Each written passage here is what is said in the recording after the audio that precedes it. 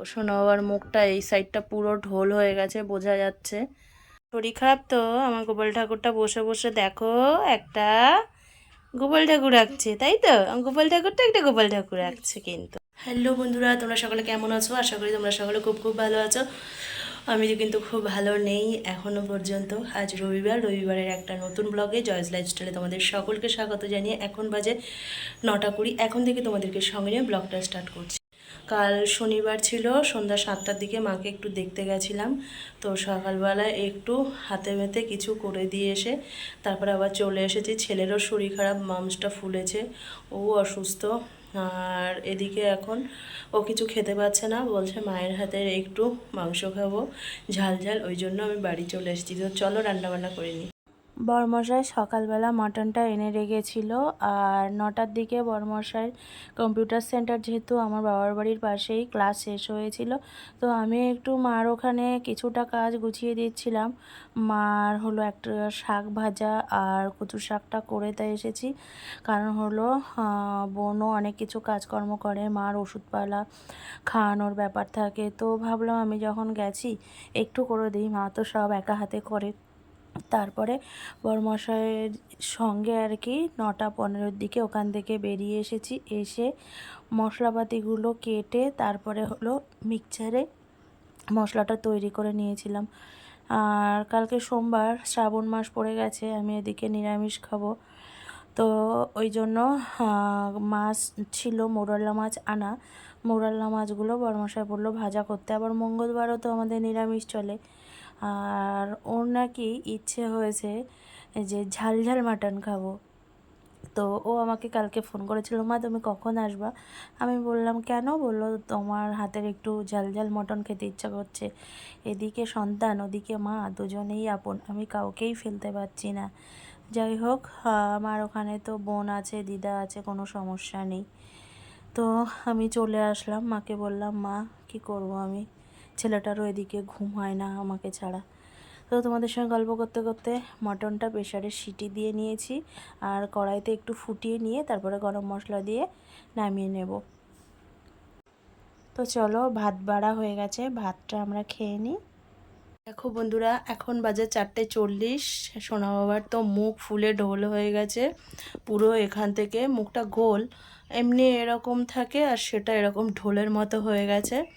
তো ওকে নিয়ে আবার ডাক্তারবাবুর কাছে যাব, যে যদি ওই যে পট্টি মেরে দেয় না, ওগুলো যদি দেয় তো তার জন্যই যাব।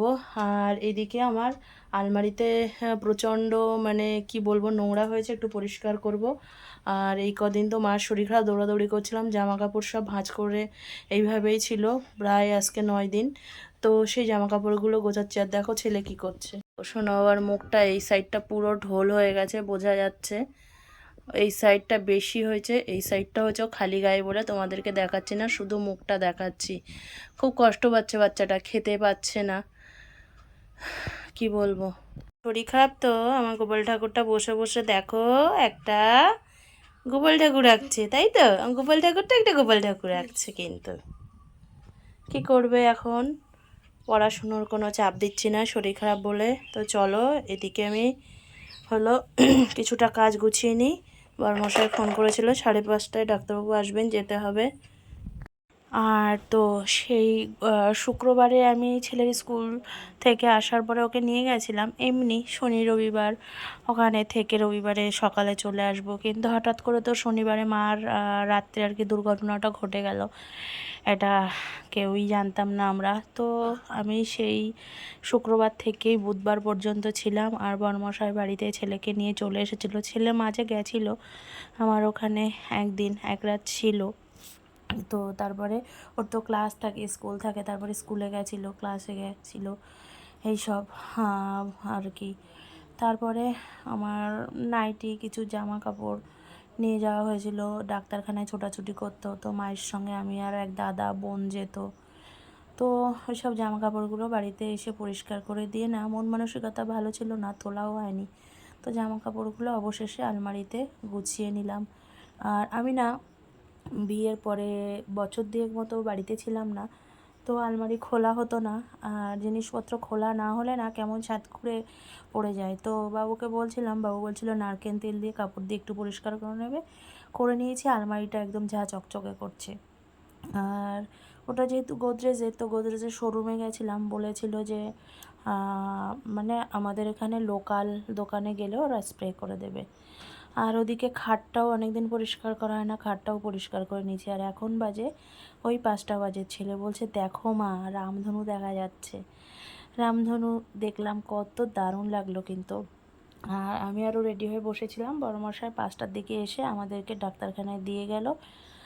তো ডাক্তারবাবু এখনও আসেনি, 5:30টায় আসার কথা, তো বেজে গেল হলো 6:30। আর ওদিকে মার শরীর খারাপ, গ্লাস হাতা ব্লাউজগুলো খুব টাইট টাইট লাগছে, কষ্ট হচ্ছে। তো ওই জন্য মাকে 2টো শর্ট হাতা ব্লাউজ কিনে দিলাম। তারপরে ডাক্তারবাবু সব ওষুধ পাল্টিয়ে দিয়েছে, বলল মামসটা একটু ফুলেছে, মামস হয়েছে। তো সোনা বাবাকে একটু ভাতটা নরম করে চটকিয়ে ওকে ভাত খাইয়ে দিলাম। আর শ্বশুরমশাই আর বড়মশাইয়ের জন্য রুটি করে নিলাম। আর 2টো রুটি বেশি আছে, ওই 2টো রুটি হটপটে রেখে দিয়েছি। শ্বশুরমশাই বললেন সকালে খেয়ে নেবে। আর আমি ছেলের যে থালায় খাইয়েছিলাম, থালাটা ঢেকে রেখেছিলাম, ও তো মাংস খেতে পারেনি। তো আমি হলো ওর থালায় ভাত নিয়ে আর কি খেয়ে নিয়েছি। আমাদের বড়দের হলে কিছু তাই সহ্য করতে পারে না। আর ও বাচ্চা মানুষ, ওকে দেখে আমার খুব কষ্ট হচ্ছে। কালকে রাতটুকু আমি বাড়িতে ছিলাম না, তো ওর নাকি রাত্রে সারা রাত ঘুম হয়নি যন্ত্রণায়। মামস হলে নাকি কামড়ায় ভেতরে, আমি তো জানি না, মা বলছিল। তো যাই হোক, সকালবেলা থাকতে পারলাম না, চলে এলাম। তো যাই হোক, ওকে তৎপালন করার চেষ্টা করছি, কিন্তু এটা তো ভাইরাস এখন হচ্ছে সব বাচ্চাদের। দিন 5 হয়তো থাকবে শোনা যাচ্ছে। তো দেখি, ঠাকুরকে ডাকছি। আর ওকেও বলছি তুমি ঠাকুরকে বলো আমাকে তাড়াতাড়ি সুস্থ করে দাও। আমি তো তোমাকে আর কি ডাকি, সাধনা ভজনা যতটুকু সম্ভব বাচ্চা মানুষ হয়ে করি, সুস্থ করে দাও।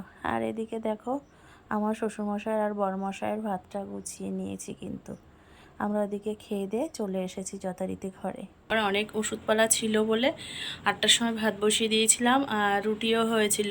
ও আর আমি ভাত খেয়েছি, আর ওর বাবা শ্বশুরমশাই রুটি খেয়েছে।